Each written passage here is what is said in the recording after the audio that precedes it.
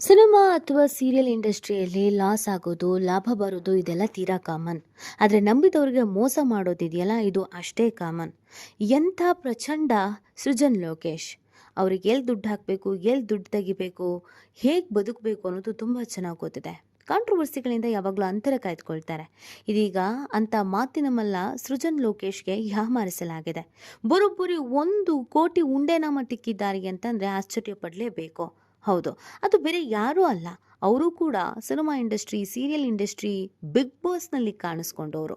ಆಪ್ತರು ಕಷ್ಟದಲ್ಲಿದ್ದಾರೆ, ಸಹಾಯ ಮಾಡೋಣ ಅಂತ ಸಹಾಯ ಮಾಡಿದ್ದಕ್ಕೆ ಇವತ್ತು 1 ಕೋಟಿ ನಾಮ ಹಾಕಿಸ್ಕೊಳ್ಳೋ ಕೆಲಸವನ್ನ ಸೃಜನ್ ಲೋಕೇಶ್ ಅವರು ಮಾಡಿಸ್ಕೊಂಡಿದ್ದಾರೆ. ಹೌದು, ಅದಕ್ಕೆ ಹೇಳೋದು, ಅಯ್ಯೋ ಪಾಪ ಅಂತ ಅನ್ನಬಾರ್ದು, ಕಷ್ಟದಲ್ಲಿರೋರಿಗೆ ಸಹಾಯ ಮಾಡಬಾರ್ದು ಅಂತ.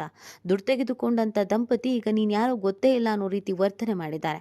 ಇದರಿಂದ ಸೃಜನ್ ಲೋಕೇಶ್ಗೆ ಬೇಸರವಾಗಿ ಕಂಪ್ಲೇಂಟ್ ಕೊಟ್ಟಿದ್ದಾರೆ.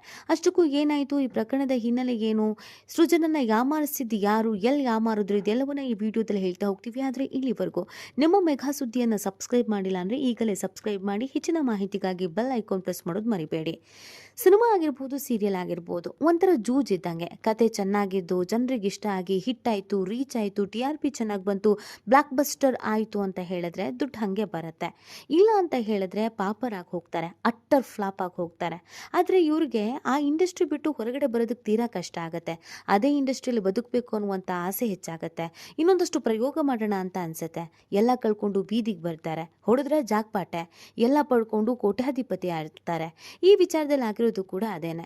ಲಕ್ಷ್ಮೀ ನಿವಾಸ ಸೀರಿಯಲ್ ನಿಮಗೆಲ್ಲ ಗೊತ್ತೇ ಇದೆ. ಟಾಪ್ 1 ಸ್ಥಾನವನ್ನು ಪಡ್ಕೊಂಡಿತ್ತು. TRPಯಲ್ಲಿ ನಂಬರ್ 1 ಸ್ಥಾನವನ್ನು ಅನೇಕ ವರ್ಷ ಜೀ ಕನ್ನಡದಲ್ಲಿ ಪಡ್ಕೊಂಡಿತ್ತು.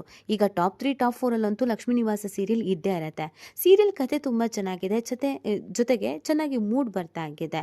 ಸ್ವಲ್ಪ ಮಟ್ಟಿಗೆ ಕೆಲವು ಸಂದರ್ಭದಲ್ಲಿ ಫೈಗ್ ಹೋಗಿದ್ದು ಇದೆ TRP, ಬಟ್ ಮತ್ತೆ ಕಂಬ್ಯಾಕ್ ಮಾಡಿದ್ದು ಕೂಡ ಆಗಿದೆ. ಆ ಕತೆ ಚೆನ್ನಾಗಿ ಬರ್ತಾ ಇರೋದಕ್ಕೆ ಕಾರಣ ಅದರ ನಿರ್ಮಾಪಕರು, ನಿರ್ದೇಶಕರು ಆಗಿರೋದು ಕನ್ನಡ ಸಿನಿಮಾ ಇಂಡಸ್ಟ್ರಿ ಮತ್ತು ಸೀರಿಯಲ್ ಇಂಡಸ್ಟ್ರಿಯಲ್ಲಿ ಇರುವಂಥವ್ರೆ. ಇವರು ಬಿಗ್ ಬಾಸ್ನಲ್ಲೂ ಕೂಡ ಕಾಣಿಸ್ಕೊಂಡಿದ್ರು. ನೀವೆಲ್ಲ ಮರ್ತಿಲ್ಲ ಅಂತಂದರೆ ಮುಖ ನೋಡ್ತಾ ಇದ್ದ ಹಾಗೆಯೇ ನೆನಪಿಗೆ ಬಂದಿರುತ್ತೆ. ಬೇರೆ ಯಾರು ಅಲ್ಲ, ಅವರು ನಟ ಸತ್ಯ ಮತ್ತು ಹಾಗೂ ನಿರ್ಮಲಾ. ಇವರಿಬ್ರು ಕನ್ನಡ ಇಂಡಸ್ಟ್ರಿಯಲ್ಲಿ ಅನೇಕ ವರ್ಷಗಳಿಂದ ಇದ್ದಾರೆ. ಪತಿ ಪತ್ನಿ ಇಬ್ರು ಕನ್ನಡ ಇಂಡಸ್ಟ್ರಿಯಲ್ಲಿ ಹೆಸರು ಮಾಡಿದ್ದಾರೆ. ಈ ಹಿಂದೆ ಕನ್ನಡ ಕೋಗಿಲೆ, ಪದ್ಮಾವತಿ ಈ ಥರದ ರಿಯಾಲಿಟಿ ಶೋ ಮತ್ತು ಸೀರಿಯಲ್ಗಳನ್ನು ಮಾಡಿ ಎಲ್ಲರ ಮನಸ್ಸನ್ನು ಗೆದ್ದಿದ್ದಾರೆ. ಟ್ಯಾಲೆಂಟ್ ಇದೆ ಅನ್ನೋದ್ರಲ್ಲಿ ಎರಡು ಮಾತಿಲ್ಲ.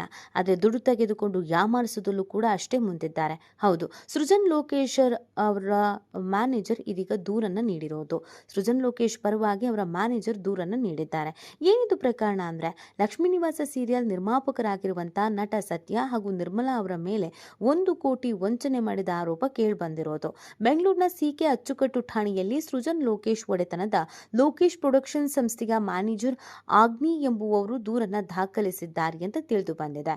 ಹೌದು, ಲಕ್ಷ್ಮೀ ನಿವಾಸ ಸೀರಿಯಲ್ ಕತೆ ತುಂಬಾ ಚೆನ್ನಾಗಿದೆ, ಕತೆ ಚೆನ್ನಾಗಿ ಮೂಡ್ ಬರ್ತಾ ಇದೆ. ಆದರೆ ಅದ್ಯಾಕೋ ಗೊತ್ತಿಲ್ಲ, ನಿರ್ಮಾಣದ ಬಳಿಕ ಸಿಕ್ಕಾಪಟ್ಟೆ ನಷ್ಟವನ್ನು ಅನುಭವಿಸಿದ್ರಂತೆ ಈ ದಂಪತಿ ಸತ್ಯ ಮತ್ತು ನಿರ್ಮಲಾ. ಸೊ ಈ ಕಾರಣದಿಂದಾಗಿ ಸೀರಿಯಲ್ ಇನ್ನೇನು ಮುಚ್ಚೋಗುತ್ತೆ, ನಿಂತೋಗುತ್ತೆ ಅನ್ನೋ ಪರಿಸ್ಥಿತಿ ಇತ್ತಂತೆ.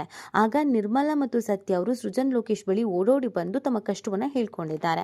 ಕತೆ ಚೆನ್ನಾಗಿ ಮೂಡ್ ಬರ್ತಾ ಇದೆ, TRP ಚೆನ್ನಾಗಿದೆ, ಆದರೆ ನಮಗೆ ಪ್ರೊಡಕ್ಷನ್ ಅನ್ನು ನಡೆಸೋದು ತೀರಾ ಕಷ್ಟ ಆಗ್ತಾ ಇದೆ, ನಾವು ಲಾಸ್ ಆಗ್ಬಿಟ್ಟಿದ್ದೀವಿ, ಎಲ್ಲವನ್ನ ಕಳ್ಕೊಂಡಿದ್ದೀವಿ ಅಂತ. ಯಾಕಂದ್ರೆ ಕೋವಿಡ್ ನಂತರ ಅನೇಕ ನಿರ್ದೇಶಕರು, ನಿರ್ಮಾಪಕರು ಬೀದಿಗೆ ಬಂದಿದ್ದಿದೆ. ಅದೇ ರೀತಿಯಾಗಿ ಇವರು ಕೂಡ ಸಮಸ್ಯೆನ ಎದುರಿಸಿದ್ದಾರೆ. ಆಗ ನಟ ಲೋಕೇಶ್ ಅವರು ಒಂದು ಮಾನವೀಯ ದೃಷ್ಟಿಯಿಂದ ಸೃಜನ್ ಲೋಕೇಶ್ ಅವರು ಅವರ ತಂದೆಯ ಹೆಸರು ಅಂದರೆ ಲೋಕೇಶ್ ಹೆಸರಿನಲ್ಲಿ ಪ್ರೊಡಕ್ಷನ್ ಹೌಸ್ ನಡೀತಾ ಇದೆಯಲ್ಲ, ಅದರಿಂದ 1 ಕೋಟಿ ಹಣವನ್ನು ಕೊಟ್ಟಿದ್ದಾರೆ. ಇದರಲ್ಲಿ ನೀವು ಸೀರಿಯಲನ್ನು ಮುಂದುವರಿಸಿ ನಿಲ್ಸೋಕೆ ಹೋಗಬೇಡಿ, ಕತೆ ಚೆನ್ನಾಗಿ ಬರ್ತಾ ಇದೆ, ಇದರಿಂದ ಬರುವಂಥ ಪ್ರಾಫಿಟ್ ಏನಿದೆ ಅದರಿಂದ ನನಗೆ 5 ಲಕ್ಷ ವಾಪಸ್ ಕೊಡಿ, ಅದಾದ್ಮೇಲೆ ಮತ್ತೆ ತೀರಿಸ್ಕೊಂಡು ಬನ್ನಿ ಅಂತ ಹೇಳ್ಕೊಂಡು ಬಂದಿದ್ದಾರಂತೆ. 2023ರಲ್ಲಿ ಸತ್ಯ ದಂಪತಿ ಅಗ್ರಿಮೆಂಟನ್ನು ಮಾಡಿಕೊಂಡು ಹಣವನ್ನು ಇಸ್ಕೊಂಡಿದ್ದಾರೆ. ಈ ಅಗ್ರಿಮೆಂಟ್ ಪ್ರಕಾರ 2024 ಏಪ್ರಿಲ್ ತಿಂಗಳಿಂದ ಪ್ರತಿ ತಿಂಗಳು 5 ಲಕ್ಷದಂತೆ ಹಿಂತಿರುಗಿಸಬೇಕು ಅಂತ ಅಗ್ರಿಮೆಂಟ್ ಆಗಿದೆ. ಆದರೆ ಆ ಅಗ್ರಿಮೆಂಟ್ ಮುಗ್ದು ಹೋಗಿ 2025 ಮುಗಿತಾ ಬಂದ್ರೂ ಇಲ್ಲಿವರೆಗೂ ಹಣನೇ ಕೊಟ್ಟಿಲ್ಲ. ಸೃಜನ್ ಲೋಕೇಶ್ ಅವರು ಸಾಕಷ್ಟು ಬಾರಿ ಕೇಳಿದ್ರು ಕೂಡ ಗಂಡ ಹೆಂಡತಿ ತಪರಾಕಿ ಹಾಕೋ ಕೆಲಸವನ್ನ ಮಾಡ್ತಾ ಇದ್ರಂತೆ. ನೋಡಿ ಸಾಕಾಗಿ ಕೊನೆಗೆ ಅವರ ಮ್ಯಾನೇಜರ್ ಬಳಿ ಇದೀಗ ಕಂಪ್ಲೇಂಟ್ ಅನ್ನ ಕೊಡಿಸಿದ್ದಾರೆ. ಹಾಗೆ ನೋಡಬೇಕು ಅಂದ್ರೆ ಸತ್ಯ ಮತ್ತು ನಿರ್ಮಲಾ ಅವರ ಈ ರೀತಿ ಧೋಕಾ ಕತೆ ಇದೆ ಮೊದಲಲ್ಲ. ನಟಿ ಅಶ್ವಿನಿ ಗೌಡ ನಿಮಗೆಲ್ಲ ಗೊತ್ತೇ ಇದ್ದಾರೆ, ಅವ್ರ ಹತ್ರನೂ ಕೂಡ ಹೀಗೆ ಹಣದ ವ್ಯವಹಾರವನ್ನ ಮಾಡಿ ಯಾಮಾರಿಸಿದ್ದಾರೆ. ಅಶ್ವಿನಿ ಅವರು ಅವರು ಒಮ್ಮೆ ನಿರ್ಮಲಾ ಅವರಿಗೆ ಹೊಡೆಯೋದಕ್ಕೆ ಹೋಗಿದ್ರು. ದೊಡ್ಡ ಸೀನ್ ಆಗಿತ್ತು, ದೊಡ್ಡ ಜಗಳ ಆಗಿತ್ತು. ಇಷ್ಟೆಲ್ಲ ಆದ್ರೂ ಕೂಡ ಬುದ್ಧಿ ಬರ್ದೇನೆ ಮತ್ತೆ ಸಾಲ ಮಾಡ್ಕೊಂಡು ಓಡಾಡ್ತಾ ಇದ್ದಾರೆ. ಕಷ್ಟ ಅನ್ನೋದು ಎಲ್ಲರಿಗೂ ಬರುತ್ತೆ. ಆದರೆ ಅದನ್ನು ಒಳ್ಳೆ ರೀತಿಯಲ್ಲಿ ಸರಿ ಮಾಡ್ಕೊಂಡು ಹೋಗಬೇಕು. ಈಗ ಇಂಡಸ್ಟ್ರಿಯಲ್ಲಿ ಹೆಸರು ಹಾಳು ಮಾಡಿಕೊಂಡು ಜೈಲಿಗೆ ಹೋಗೋ ಪರಿಸ್ಥಿತಿ ಬಂದರೆ ಏನಾಗತ್ತೆ? ಪ್ರತಿಭಾವಂತರಾಗಿ ಈ ರೀತಿಯಾಗಿ ಮಾಡೋದು ಎಷ್ಟು ಮಟ್ಟಿಗೆ ಸರಿ ಅನ್ನೋದು ಪ್ರಶ್ನೆ. ಸದ್ಯ ಸೃಜನ್ ಅವರು ಇದೀಗ 1 ಕೋಟಿ ಹಣಕ್ಕಾಗಿ ಪೊಲೀಸ್ ಸ್ಟೇಷನ್ ಮೆಟ್ಟಿಲೇರಬೇಕಾದಂಥ ಪರಿಸ್ಥಿತಿ ಬಂದಿದೆ. ಇನ್ನು ಇದಕ್ಕೆ ಸಂಬಂಧಪಟ್ಟಂತೆ ಸೃಜನ್ ಲೋಕೇಶ್ ಅವರಾಗಲಿ ಅಥವಾ ಸತ್ಯ ನಿರ್ಮಲಾ ಅವರಾಗಲಿ ಇಲ್ಲಿವರೆಗೂ ಯಾವುದೇ ಪ್ರತಿಕ್ರಿಯೆಯನ್ನು ಕೊಟ್ಟಿಲ್ಲ. ಕಲಾವಿದರಿಗೆ ಸ್ವಲ್ಪ ಕಷ್ಟಗಳು ಬಂದಾಗ ಕೈ ಹಿಡಿಯೋರು ಇರ್ತಾರೆ, ಆದರೆ ಅದನ್ನು ಸಂಪೂರ್ಣವಾಗಿ ಬಳಕೆ ಮಾಡ್ಕೊಳ್ಬೇಕು, ದುರ್ಬಳಕೆ ಮಾಡ್ಕೊಳ್ಬಾರ್ದು ಅನ್ನುವಂಥ ಮಾತು ಕೇಳಿ ಬರ್ತಾ ಇದೆ.